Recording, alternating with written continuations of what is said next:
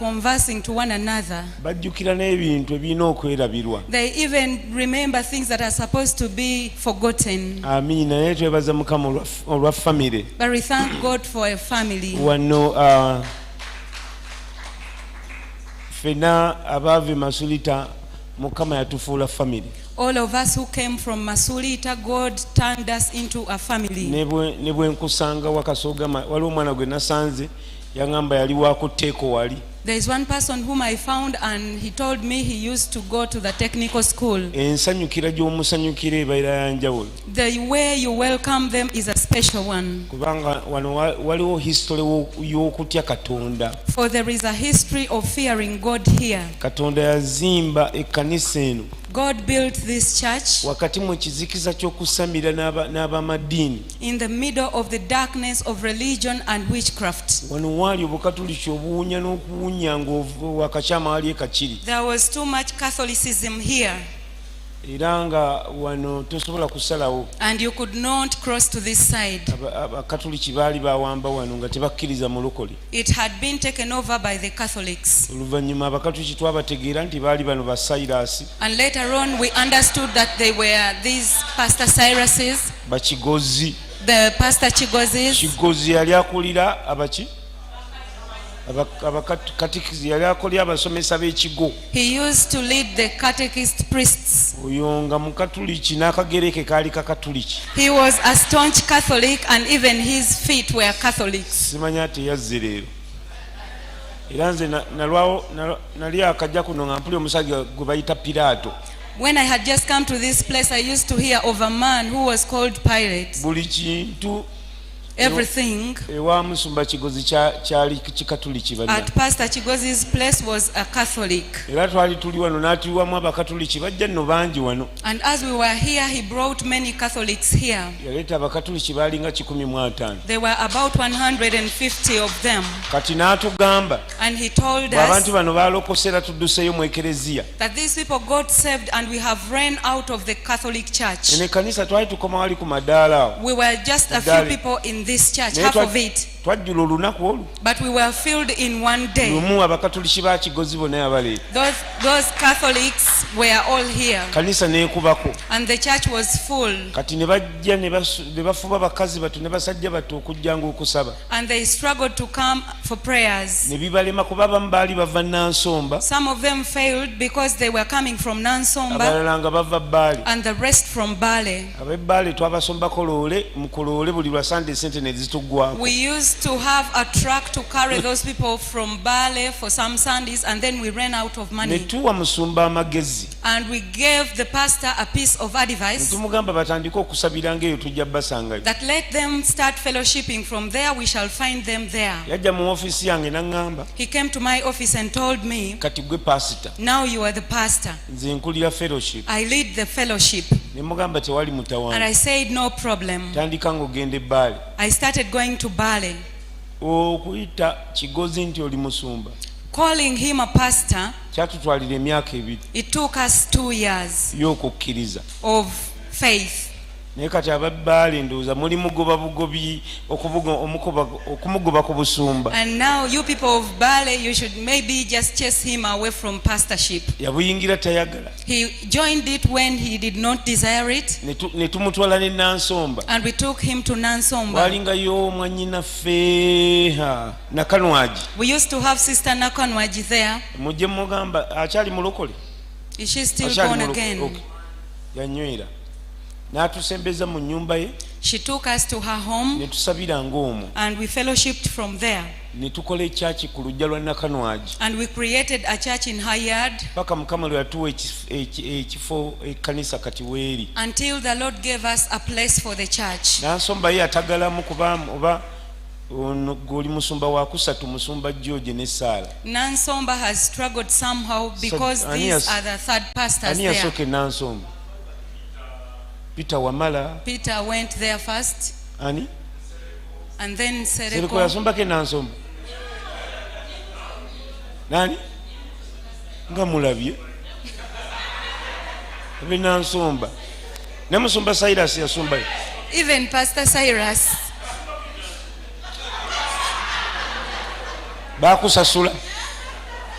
bakusasula kati byebizu byawano kati olaba ebintu byetugenda kati mwabala mwebuuza oba tuli ku biki bino byali byafaayo byawano. This is history of this place. mwe mwava abasumba bano bonna be mulaba Here came all these pastors, you see, n'amakanisa agasinga gakuŋŋaanidde wano and all the churches that have gathered era here. abantu baffe bagenda basaasaana And our people went scattered all over. ne tufuna vision ey'okujjanga buli mwaka tukuŋŋaane tukole conference naye era nga tunoonya mboozi. So we got this vision of coming for a gathering each year. So we are looking for conversation. tunyumye tuyimbe. We come together, sing and talk. obwedda nze wali muyimba nze nga nekoyeddekoyedde naye nga bye muyimba binyumira. That is why you have been singing. I was tired, but I was enjoying the music. nze buli musumba atuddewo ne bwe yandibuulidde nze mbadde nnyumirwa. Even if this pastor, all of them have preached here, I was enjoying the kubanga bano sermons. abasajja ba kigambo. These are men of the word. kizibu okusanga omuntu eyakulira ano n'ayimira mu katuuti n'abanyumiza emboozi. It is very hard for a person who grew up from this place when they stand to preach and they tell you stories. era ndowooza nze nsoose weekend. I am the first one this week, I think.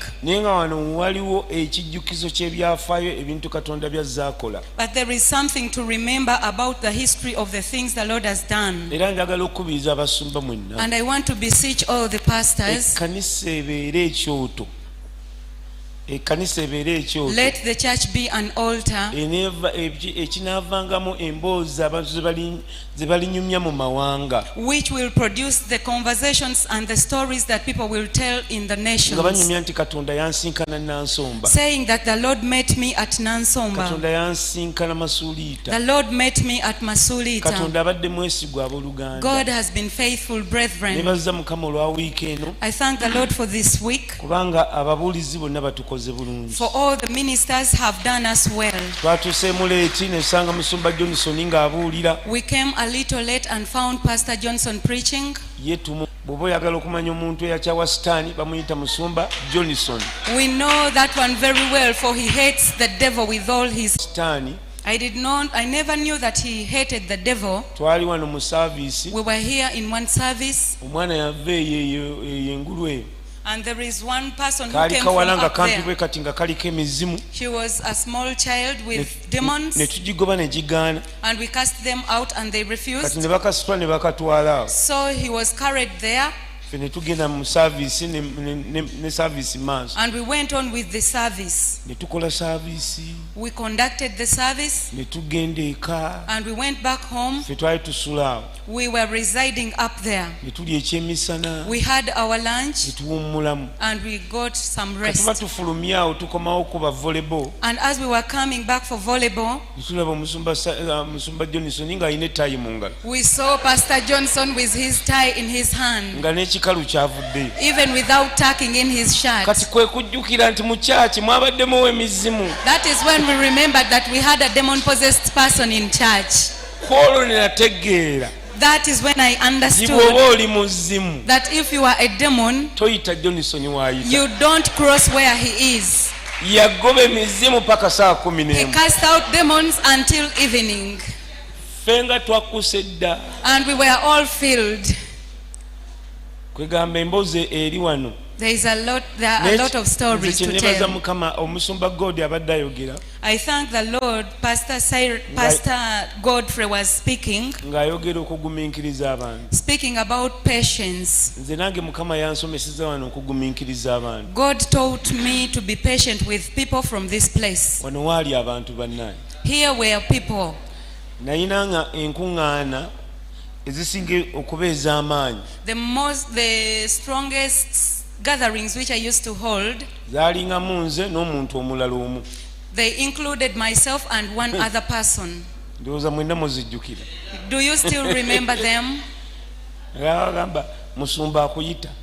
The pastor is calling you. nga basinga tebaagala kujja. Most of them never wanted to come. mwannyinamu omu Maria One sister of yours, Mary, tali wano. she's not here. namuyitako mu ofiisi eno. I called her in my office, twali tutuuka mu makkati. and when we were reaching the middle, ensonga ze nali muyitidde. about the reasons I had called her for, n'akuba omulanga. she cried out loud, n'aŋŋamba tonjagala. and she said, "You don't love me." ekyayamba wano tewaali bantu. The good thing there were no people here. n'ayita wano She passed here n'agenda ng'akaabira ekkubo and went wailing along the way paka eri engulu gye yasulanga until she reached her home, ng'agenda alangirira nga bwe simwagala. proclaiming the way I did not like her. Oyo nali simanyi nti alidda. I never knew she would come naye back. yesu alina But amaanyi. Jesus is so powerful. waayita ennaku 3 After 3 days, n'akomawo era ng'enkoko gye bayiridde amazzi. she came back n'aŋŋamba abadde mutuufu, and she said, "You were right. nze nabadde omukyamu. I was the wrong one." ne yeetowaza, She humbled herself. kati ali mu kutowaza b'ensambi eyo. Now she's making the people of Zambia humble now. era omukyalo oyo atandise amakanisa agawera. And that lady has started many churches. banaye twalaba katonda e Masuliita gwe tukyalaba nakati. We saw God in Masuliita and we still see him even up to now. nalaba katonda ng'akyusa abantu I wano. saw God transforming people. ekkanisa gye twasookeramu wano Our church building, the first one, yali yakibaawo. was a wooden one. wano wonna tewali masannyalaze, wano wonna wajjudde ekibira. There was no electricity and it was bush all ku around. kisaawe wali At the field there, waaliwo disiko lumu. one day there was a disco. bwe bamala okuba disiko ne bajja ne bakolera obwenzi mu kizimbe kyaffe awo. After finishing the disco, they came and fornicated around in the building, the church building. twasanga kondomu mu kanisa banna. We found condoms in church, bamaama pawulo abo be baazeera nze nga ntyo zikwatako. and the mama Paws swept the condoms out. I feared them. maama pawulo abo Where is Mama Paul? otulidde ddala ku mulyango yoyo. oyo ye mukadde w'ekkanisa yasookera ddala. That was the first church elder here. era omukyalo oyo aweerezza nnyo katonda kuba akyamuweereza. And that woman has served the Lord so much. twalina ne jjajjaffe wano naye yawummula, twamuyitanga jjajja w'abaana. We used to have our jjajja nabbanja. grandmother here, Jaja Nabanja. ye yava wali mu kirabo n'ajja n'alokoka wano. She came from a boozing place and came and got born again. yali mu myaka 6. She was 60 years old. naye siryerabira lyajja nanga nti mukama ŋŋambye I shall never forget the day she came and told me that the Lord had spoken to her, tulina okulongoosanga ennyumba ye. that I have to clean his house. kati abamu olumu bajjanga ne balongoosa, Now the rest of the ushers used to come sometimes, naye kati muyina ne ba asha abakola ki, abayina uniform. but now you even have ushers naye dressed in lulinga abamu uniforms. tebajja, naye kakati olaba uniform n'olaba n'ogamba owa uniform nti wali waddugala. But today you can see a person dressed in a uniform and then you command them to clean some oyo jjajja place. nabbanja yalongoosanga ekkanisa eno bwogwo She used to clean this whole church alone mu myaka gye egyo egy'enkaaga. in her old age. mukama n'amukozesa ebbanga lye yabeera wano. And God used her for the time she was here. twalina mwannyinaffe We had our sister. nakati akyali mwannyinaffe Even today she is still our sister. nga bamuyita Kevina. She was called Kevin. Kevina oba yavaawa I wonder where she came from. katonda yamanyi. It's only God who naye najja ku knows. Masuliita kuno n'obwana bwe. And she came to Masuliita with her children. gwe kaana gwe yimirira. You stand up. seba ono gentleman. Now he's a gentleman. naye ali twamuyitanga kaana. But those times we used to call him a small ono child. kati taata w'abaana. Now he's a father. Tuula.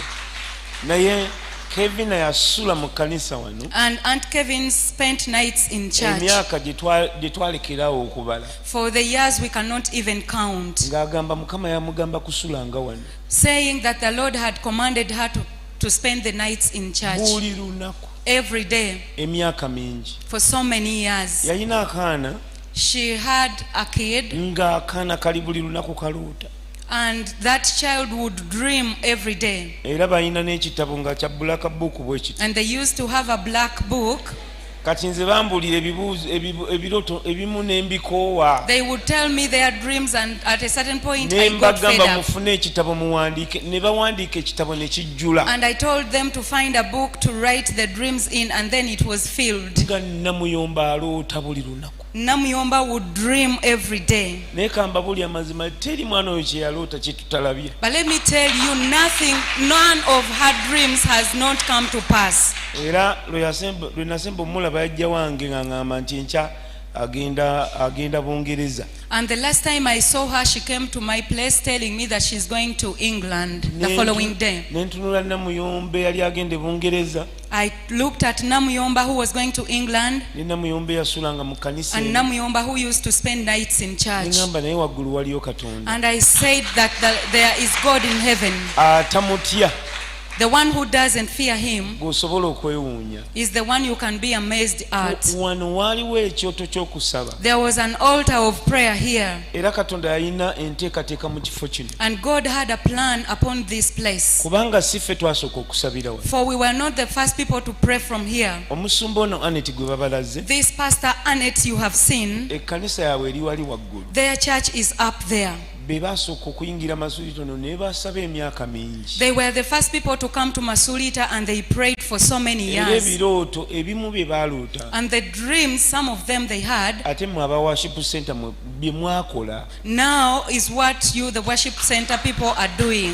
Katonda yalina ekitundu kino ku mutima gwe. God had this community on his heart. Era ayagala obategeeza nti erinnya lino lye bayita Masuliita And this name Masuliita livuze nnyo has sounded a lot olw'obuweereza buno. because of this ministry.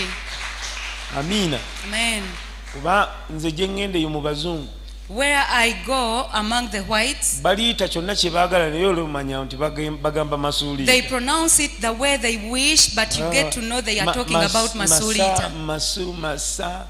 Masuliita ne bagamba Masuliita. They pronounce it anyhow. Lumu nasangako Musumba Bugembe ku kisaawe. One time I found Pastor Bugembe at the Nga airport. tukimya abazungu baali baze kubuulira wano mu conference. We had gone to get some whites who had come to preach in the N'ambuuza conference. ekitegeeza bano bava eri kyotegeeza bano bava eri mu America nga bajja Masuliita. He asked me, "You mean these people are coming from America going to Masuliita?" Ne mugamba ye. And then I said, "Yes." Katonda God, oyina kusoma history wa wano. you have to read about the history of this place. N'otunuulira kati bano abatubuulira. And then you look at the people who preach to us. Ekyo kyokka kikumala okutya Katonda. Only that is enough for you to fear the Lord. Kubanga bonna obwedda bayimira wano by the history of their family they are not supposed to stand here.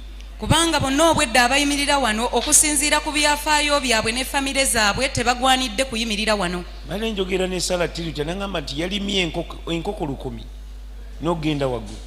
Bazirima bulimi balunda nnundu.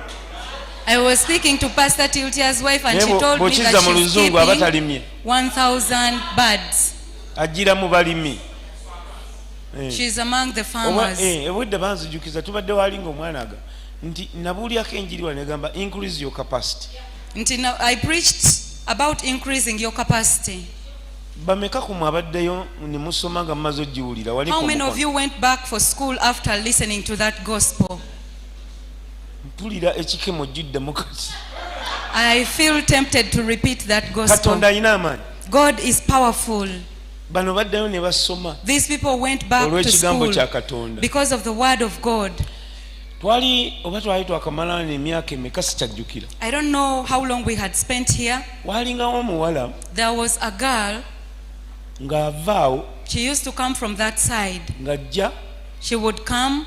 oba yali alokose oba sikyabijjukira bulungi. I don't remember whether she was born again. Nsooka kutuula nga wali ku mulyango At first she used to sit at the doorway. ne mukimayo ne mmuteekaawo. So I fetched her and put her Naye there. nga buli waatuula atuula ku mulyango. And whenever she would sit by the doorway. Omanyi abatera okutuula ku mulyango babeera bambega. You know those people who sit by the doorway are always tugaliko mu spies. magye babeera mu bya security baba beekengera bw'atuula wano When they sit here, alowooza bwe bajja omukwata talina waayita. they think when they come to arrest him, he has no way out. bw'olabanga omuntu nga si mukebezi naye ng'ayagala nnyo omulyango, So if you see a person who is not an usher and they desire to sit by the doorway, egyo gy'emirimu gyabwe. those are their duties. Kati yatuulanga awo bw'ati So she used to sit there. nga mu kkanisa eno abuuzaako ani abuuzaako nze. And in the church, she would greet only the pastor. Era abantu baalwawo mumanya naye nze nga mumanyi. And the people took long to get to know her. Ne mugamba nno ojja kutereera. And I said, you will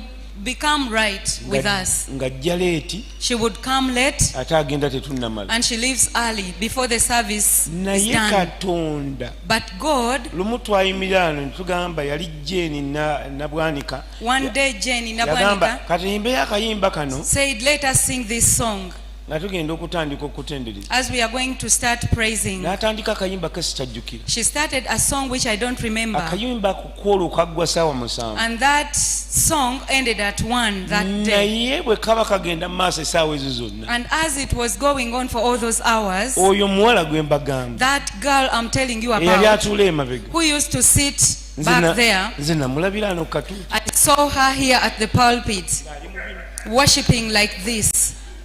yakola ebyo okumala essaawa 2. She did that for 2 hours. oyo bamuyita Maria Bwanika That one is called Pastor Maria Bwanika. era omuze gw'okutula ku mulyango tegumuggwangamu And she still sits by the doorway. mumuyita Anti Maria For you, you call her Aunt Maria. naye oyo But that one, yali mukatuliki she was a staunch nga Catholic. n'olwala lukatuliki And every part of her was a Catholic. naye nalaba Katonda ng'akyusa omuwala oyo But I saw God transforming that nga lady. teri amukutteko musabira No one had prayed for her. nga teri amukutteko mbusimaye amukola ki Without anyone praying for Katonda her. alina amaanyi God is powerful. okuva ku olwo bamulujjukira baaliwo And since then, do you remember that, those of you who were here? Maria teyayingira kwaya simaye gwe wali She ogikola joined the choir. ebamugoba mu kwaya temumugamba yali tamanyi kuzina sinze mbyogedde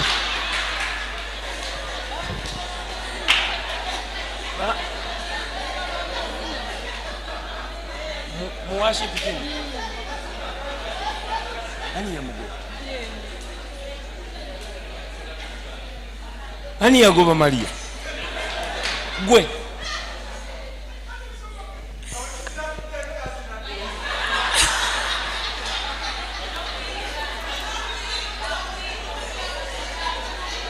n'eddoboozi yali talina She did not have a nice voice. nazijjukira ng'eyali awulidde ku Maria ng'ayimba As if I have ever heard her sing. wamugoba Did you cast her out? oli musajja ebyo nga sibijjukira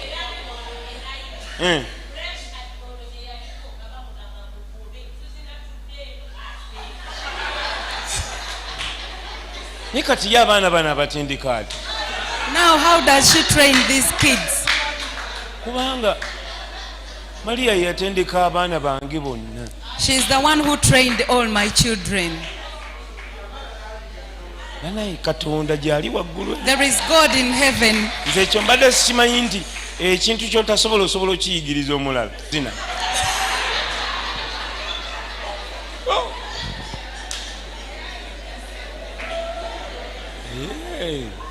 okay wow naye ebintu by'okunyumiza ku kituutu tebiba birungi kati oba natandise ŋŋamba ki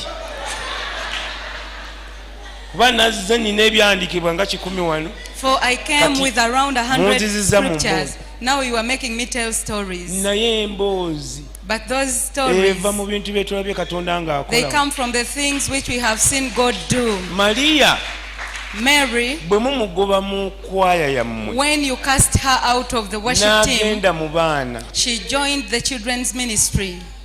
Maria n'asomesa abaana She has taught children.